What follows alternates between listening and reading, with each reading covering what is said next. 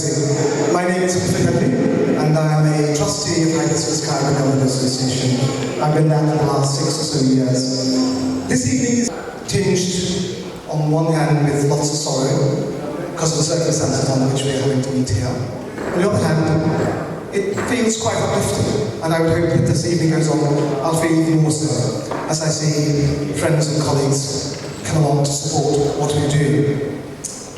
What is the legacy? The legacy is effectively what Hibiscus has been developing and delivering over the last 38 years.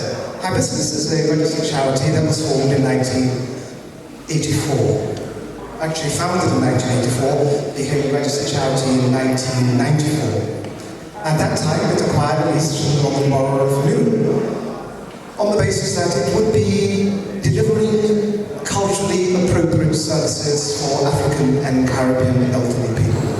That's the basis on which Hibiscus operates at that time and continues to operate today. What we are now being faced with is a series of actions that are being taken by the local authority, which effectively would render Hibiscus hopeless, not able to deliver and pursue its objectives. The premises license is critical to Hibiscus, inasmuch as many of our activities are regulated activities, and without the license you can't deliver the service. And if you can't deliver the service, then it doesn't become financially viable as an organisation. What I'd like to share with you is how we got to this position. We got to this position, I would have thought, probably some 10 years ago. Actually, 2008, when the financial crisis hit the UK, and the local authorities began to retract their funding. Hibiscus was one of the first organisations who suffered the consequence of that. However, public funding has never been a mainstay of Hibiscus's activity or its means of sustaining itself. Hibiscus has always pursued its activities on the basis that it can do genuine and real business in the community. And on that basis, the financial crash in 2008 did create some difficulties for Hibiscus insofar as what we saw was a retrenchment to the local authority contracted services, which meant that Hibiscus then had to go out and pursue recruiting to its daycare service, which it did very successfully. And up until the 17th of March 2020, when the lockdown was introduced in this country, Hibiscus had a full complement of daycare clientele, and as such was able to feel reasonably secure. However, emerging from the lockdown has been difficult for Hibiscus, as much as you are aware, the virus has played havoc with our elderly. In our own situation, we lost 8 to the virus in the first 12 months of the pandemic. A further 8 people became too infirm to attend to daycare. And the result of that is that we are now in a situation where we have restarted the daycare service, but we had to restart it with one client. One single client. And that was partly to do, I believe, with the concerns that people genuinely felt about this very dangerous virus, whether they could meet and socialise with others. And that's been a real problem for our elderly, who have become more and more isolated and more vulnerable. Now, how does this relate to our license issue? Hibiscus in 2016 decided that its social activities needed to be more inclusive, to the extent that most of our daytime activity concentrates on people who are octogenarian or near octogenarian, as it were. But there's a group of young pensioners who are still quite vigorous, like myself, young, feel, they can do things. And they're still very much into the business of socializing and networking as we would normally do. And as you know, we network and socialize into the hours. And it isn't something that is peculiar to Caribbean people. You also find that very much within the African community. So there's something there that is very specific to our community. On those occasions when we decided that we would start that initiative, we began to get some strange communications from the council saying that they had received complaints that they were making too much noise. And we said, well, we don't really quite understand what that's about, because we tend to keep our noise levels within the boundaries that we know that we should. And if people are feeling threatened by that, then that's unfortunate, but we don't think that we should discontinue that activity. Now that was a message which the local authority wasn't particularly keen on hearing. And Hibiscus continued to maintain its let's come together once a month activity. The consequence of which was that we then had a situation where the local authority decided that they had too many complaints. And their too many complaints effectively were 9 complaints from 4 households over a 4-year period,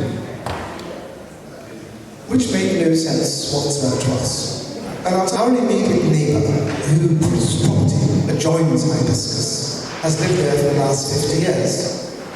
And in the 28 or so years since Hibiscus has been there, we've never had a single complaint from him. Not only is that the case in relation to him, but there are other people who live in the streets who didn't find a nuisance, or, as they say, too much noise too late in the evening. But the council determined that it will pursue that particular issue on behalf of those 4 households. And it's pursued it to the extent where it is now proposing to penalise an entire community on the basis of what 4 households have claimed. Now, I question the veracity of what has been alleged by the council, inasmuch as 2 of the complaints happen to be anonymous. And in another case, they're said to be living 2 streets away from Hibiscus, which really makes no sense.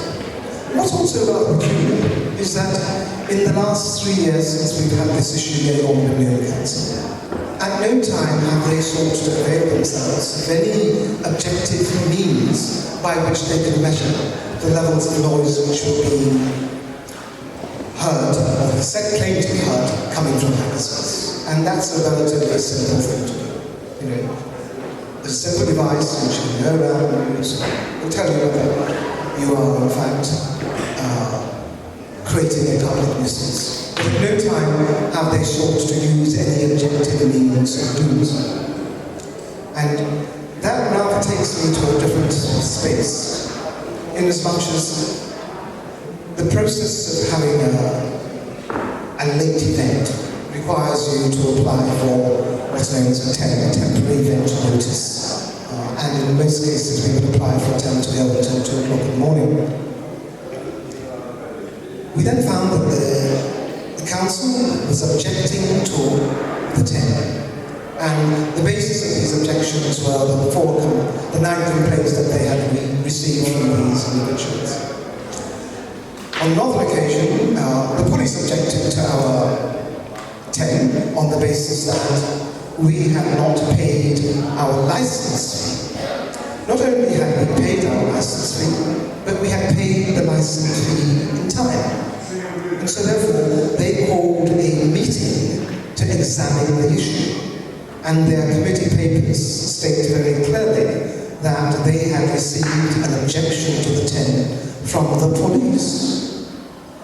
Well, it was demonstrated based on the evidence that not only had Hibiscus paid its license fee, and therefore the basis on which the subcommittee was being convened was no longer valid.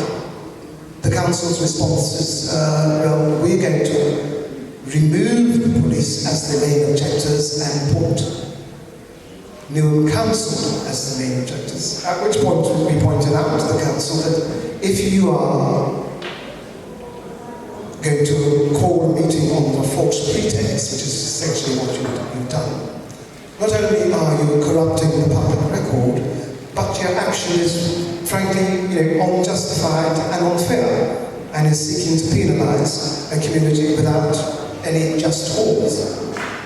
More disturbing, at that particular committee meeting, two of the environmental health officers claimed that they had visited Hibiscus on the evening of 25th of February 2019.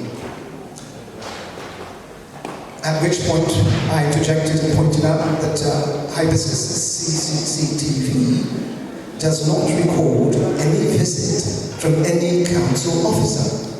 At which point they said, well, we arrived, and because we are two white men, and because we weren't accompanied by the police, we were frightened to enter the building.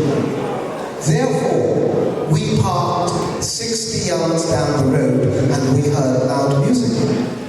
When it was pointed out to the chair of the committee that this was in fact inappropriate behaviour, minding my language here, his response was, they're allowed to do covert visits.